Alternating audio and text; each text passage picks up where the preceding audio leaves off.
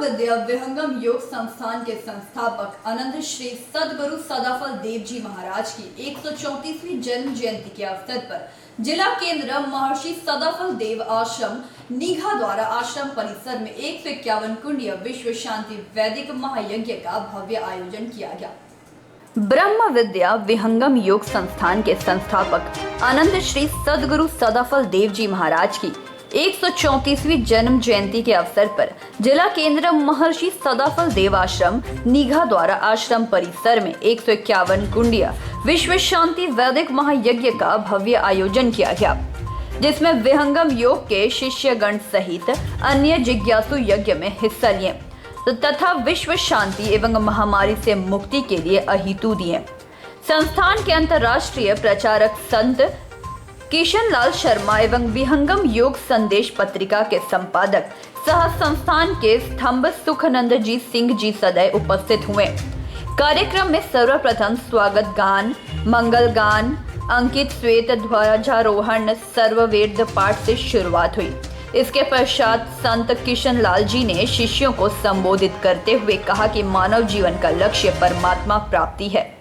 संसार की जीवन यापन तो पशु पक्षी भी कर लेते हैं, मानव का कर्तव्य है उस परमात्मा की प्राप्ति कर लेना, जिसके लिए हम जिज्ञासाओं को ब्रह्म विद्या का ज्ञान लेकर साधन अभ्यास करना होगा, तभी हम उस परमात्मा तत्व को जान सकते हैं। दूसरी ओर विश्व शांति वैदिक महायज्ञ पूरे विधि विधान एवं मंत्रोच्चारण प्रयागराज एवं वाराणसी के पुरोहित विनोद कुमार, आशुतोष कुमार, पंकज शास्त्री, दयाशंकर कुमार, नीरज कुमार, नीघा आश्रम के पुरोहित मनोज कुमार ने संपन्न कराया। कार्यक्रम को सफल बनाने में क्षेत्रीय उपदेष्टा संत महेंद्र सिंह योगी, आश्रम के जिला संयोजक विश्वनाथ चौबे, व्यवस्थापक गणेश पांडे, कोषाध्यक्ष भोला सिंह एवं प्रमोद सिंह, प्रचारक विनय सिंह, गणेश बर्णवाल, रंजीत बर्णवाल, यज्ञ के व्यवस्थापक भरत सिंह, चुन्नू सिंह, गौतम पासवान आदि का विशेष योगदान रहा। विहंगम योग के प्रणेता महर्षि सदाफल देव जी महाराज की आज 134वीं जयंती है। भाद्र की चतुर्थी विक्रम संवत 1945 अंग्रेजी तिथि के अनुसार 25 अगस्त 1888 को आपका उत्तर प्रदेश के बलिया जिला अंतर्गत पकड़ी गांव में आविर्भाव हुआ था। आपने 17 वर्षों की कठोर साधना के पश्चात ब्रह्म विद्या के संपूर्ण ज्ञान को अपने अंतर में उतारकर इसे संपूर्ण विश्व में प्रचारित करने के लिए जिस संस्था का निर्माण किया उसका नाम है विहंगम योग संत समाज। आज बहुत लोग समझते हैं कि विहंगम योग कोई नया योग है, ऐसी बात नहीं है। हमारे शास्त्रों में 3 प्रकार के योग की चर्चा है। एक पिपील योग है जो केवल शरीर के आधार पर चलता है। आसन, प्राणायाम, मुद्रा, बंध जितनी क्रियाएं हैं योग की, ये सब पिपील योग के अंतर्गत है। दूसरा एक कपिल योग होता है जिसमें मन के साधन करते हैं। मन को शरीर के विभिन्न केंद्रों पर स्थिर करना, ध्यान करना एक पिपील योग है। लेकिन इसके ऊपर भी एक साधना होती है जिसे विहंगम योग कहते हैं। वो आत्मा की चेतना से, उसकी सुरति से वो साधना की जाती है। सद्गुरु की कृपा से, उनके भेद दृष्टि से यह ज्ञान चलता है। इस तरह विहंगम योग में शरीर का भी साधन है, मन का भी साधन है, आत्मा का भी साधन है। अभी अभी योग दिवस के अवसर पर हमारे परम आदरणीय यशस्वी प्रधानमंत्री नरेंद्र मोदी जी ने कहा था कि योग तन, मन और आत्मा के संतुलन का नाम है। लेकिन तन, मन और आत्मा का संतुलन की एक विधि है और उसी विधि का नाम विहंगम योग है, जो केवल शब्दों में नहीं, साधना के द्वारा, अनुभव के द्वारा तन, मन और आत्मा का संतुलन प्राप्त होता है और आत्मा के धरातल पर परमात्मा की अनुभूति होती है। परमात्मा का बोध होता है। परमात्मा केवल शब्द जाल में नहीं है, परमात्मा केवल व्याख्या में नहीं है, प्रवचन में नहीं है। परमात्मा एक विश्वव्यापी, जिसे विभू चेतन सत्ता कहते हैं। आत्मा अणु चेतन सत्ता है।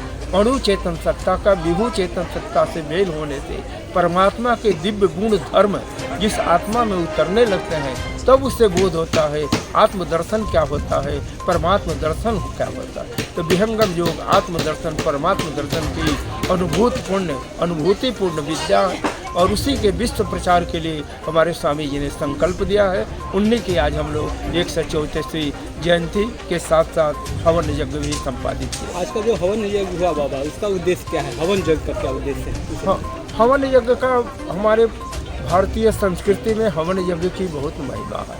कहा गया है यज्ञ जो होता है सर्वश्रेष्ठ कर्म होता है।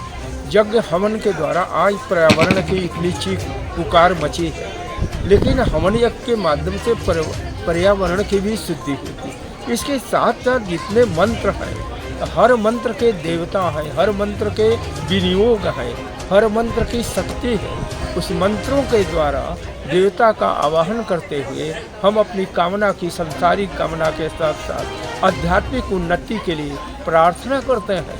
ये यज्ञ के मंत्र केवल सामान्य कोई शब्द केवल नहीं है, उनके अंदर में एक निहित शक्ति है।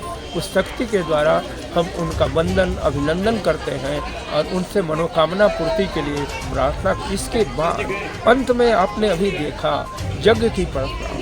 हम कहते हैं यज्ञ रूप प्रभु हमारे भाव उज्जवल कीजिए, छोड़ देवे छल कपट को मानसिक बल दीजिए। ये यज्ञ की परंपरा के द्वारा यहाँ तक कि हम कहते हैं कि हाथ जोड़ झुकाई मस्तक वंदना हम कर रहे, लेकिन नाथ करुणा रूप करुणा आपकी सब कर रहे, वंदना हम कर रहे हैं, लेकिन सबके कल्याण के लिए। इसी को हम कहते हैं अयम नीच परोवेति गणना लघु चेतसाम उदार चरिता नाम तू वसुधैव कुटुंबकम। और सारे विश्व में सुख शांति की स्थापना हो, इसके लिए विश्व शांति वैदिक महायज्ञ संपन्न हुआ। कोरोना के विषय में कि जिस तरह से अभी चल रहा है कोरोना काल जिस तरह से अभी चल रहा है, इसके विषय में कोरोना काल एक प्राकृतिक, हमने प्रकृति से बहुत छेड़छाड़ किया और जानते हैं जिस तरह से प्रकृति बनी है उसी से हमारी आकृति भी बनी। प्रकृति के जिस 5 तत्व हैं, जिसको क्षितिजल पावक गगन समीरा पंच तत्व, द्रव है, गैस है, ऊर्जा है, ईथर है। इसी को हम संक्षेप में कहते हैं पृथ्वी है, जल है, वायु है, अग्नि है, आकाश है। और ये पांचों को अनुभूति करने के लिए आपके पास 5 ज्ञानेंद्रियां। पृथ्वी का गुण गंध, उसके लिए जिह्वा। अग्नि का गुण रूप है, उसके लिए नेत्र। और वायु का गुण स्पर्श है, उसके लिए त्वचा। आकाश का गुण शब्द है, उसके लिए कान। 5 तत्व से संसार बना, 5 तत्वों से शरीर बना। 5 गुण है, 5 गुण को ग्रहण करने के लिए 5 ज्ञान इंद्रियां हैं। तो प्रकृति के साथ हमारा एक बहुत सूक्ष्म संबंध है। इस संबंध को जब हम बिगाड़ देते हैं तो नाना प्रकार के प्राकृतिक प्रकोप होते हैं, नाना प्रकार का संतुलन होता है। कोरोना भी उसी की देन है। हमने वातावरण को इतना शुद्ध कर दिया कि तरह तरह के बीमारियां, उसी में एक बीमारी भी जिसे हम प्रकृति का प्रकोप कह सकते हैं। लेकिन यज्ञ अनुष्ठान के द्वारा दोनों तरह की एक दवा भी होती है, एक दुआ भी होती है। डॉक्टरों ने बहुत परिश्रम किया, दवा दिया, और ईश्वरीय शक्ति ने, सदगुरु ने, अध्यात्म लोगों ने दुआ की, प्रभु से प्रार्थना की। दवा और दुआ दोनों का प्रभाव हुआ कि कोरोना धीरे धीरे कम होता जा रहा है। और अगर इस तरह से एक कोरोना के माध्यम से हम एक अनुशासन की भी सीखते हैं, हम जाने कि जीवन का क्या महत्व है, हम समझे कि इस मनुष्य का हमारा कर्तव्य क्या है। आप देखेंगे कोरोना ने हमें बहुत कुछ सिखाया भी, लेकिन उसने बहुत कुछ दर्द भी दिया। हम अपने स्वजन परिजन को ठीक से श्रद्धांजलि भी नहीं दे सके। लोग कारों में बैठकर जिसके घर में मृतक पड़ा है और ऐसे हाथ हिला करके जा रहे हैं, कोई देख नहीं पाया। इतनी बड़ी त्रासदी, सड़कों पर सन्नाटा पसरा हुआ, लोगों के दिल में एक अनागत भय व्याप्त हो गया। लेकिन मेरे बंधु, धर्म सिखाता है, पूजा सिखाती है, हवन सिखाता है कि धैर्य धारण करना चाहिए, धैर्य रखना चाहिए, सद्बुद्धि से, विवेक से कार्य करना चाहिए। अगर हम बहुत गलत करेंगे तो प्रकृति भी हमारे साथ गलत करेगी, हम सही करेंगे प्रकृति भी अनुकूल हो जाएगी। प्रकृति अनुकूल हो, यही सद्गुरु प्रभु से प्रार्थना है। बोलिए सद्गुरुदेव भगवान की। Bureau report, PV news.